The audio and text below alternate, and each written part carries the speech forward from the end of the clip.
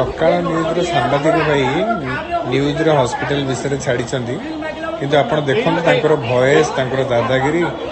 ମୋ I card ପକେଇ ମୁଁ ଲାଇଭ୍ କରିବି, ମୋର କାହିଁକି ପଇସା ଇଏ ହେବ ସେ ହେବ କହି, ପଇସା ଅଲବତ ଦେବ କହି ପାଟିତୁଣ୍ଡ କରି ହୋହାଲ୍ଲା କରୁଛନ୍ତି। ଇଏ ହେଲେ କୁଆଡ଼େ ସାମ୍ବାଦିକ ସକାଳ ନ୍ୟୁଜ୍ର।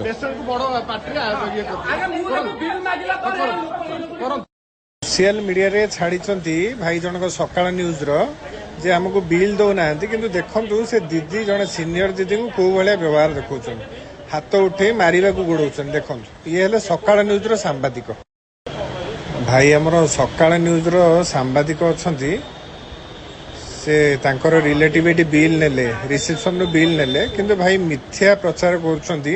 ଆମେ ବିଲ୍ ନେଇନୁ, ଡକୁମେଣ୍ଟ ନେଇନୁ, ଆମକୁ ଠକିଛନ୍ତି, ଚୋର ସଂସ୍ଥା, ବହୁତ କଥା କହିଛନ୍ତି। ଡେଲିଭରି ହେବେ, ଟ୍ରିଟମେଣ୍ଟ ହେବେ, ଭଲରେ ଯିବେ, ପେସେଣ୍ଟର ହଜବେଣ୍ଡ ସମସ୍ତେ ଖୁସି ହେଇଗଲେ, ଭଲ ଭ୍ୟୁ ଦେଲେ, ସବୁ ଠିକ୍ଠାକ୍ ଦେଲେ, କିନ୍ତୁ ଆମ ସକାଳ ରିପୋର୍ଟର ଭାଇ ଆସି କହିଲେ ଯେ ଦାଦାବଟି ମାଗିଲେ, ତାଙ୍କୁ ସମ୍ମାନ ଜଣା ହେଲାନି, ସେଥିପାଇଁ ସେଇଠି ହଙ୍ଗାମ କଲେ।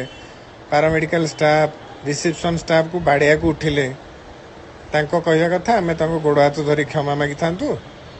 ଏଥିରୁ ଆପଣମାନେ ବୁଝନ୍ତୁ ଏଇଭଳିଆ ବ୍ୟକ୍ତିତ୍ୱକୁ ସମାଜରେ କେମିତି ସାମ୍ନା କରିବେ, ହସ୍ପିଟାଲରେ ଆପଣ କାମ କରିବେ, କି ଭଳିଆ ସର୍ଭିସ୍ ଦେବେ। କହିବେ ଯେ ହସ୍ପିଟାଲର ସବୁ ଭୁଲ, ଜଣେ ସାମ୍ବାଦିକ ସେ କୋଉ ଭଳିଆ ବ୍ୟବହାର କରୁଛନ୍ତି, କେତେ ମିଥ୍ୟା ପ୍ରଚାର କରୁଛନ୍ତି ଆପଣ ଦେଖନ୍ତୁ।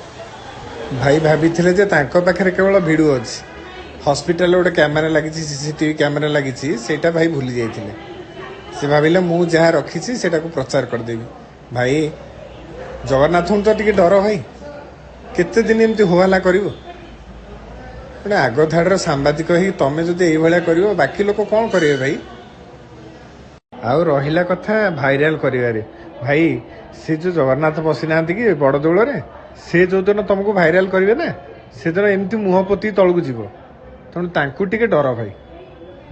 ଆମେ ଭାଇ ଆଗରୁ ବି ସର୍ଭିସ୍ ଦେଇ ଆସିଥିଲୁ, ସମସ୍ତଙ୍କୁ ବି ଭଲ ସର୍ଭିସ୍ ଦେଇଛୁ। ଲୋକମାନେ ଏଠି ପ୍ରତିଟି ପେସେଣ୍ଟ ବିଲ୍ ନେଉଛନ୍ତି ବୋଲି ପ୍ରମାଣ ଅଛି, ତମେ ଯେତେବେଳେ ଆସିବ ଦେଖିପାରିବ।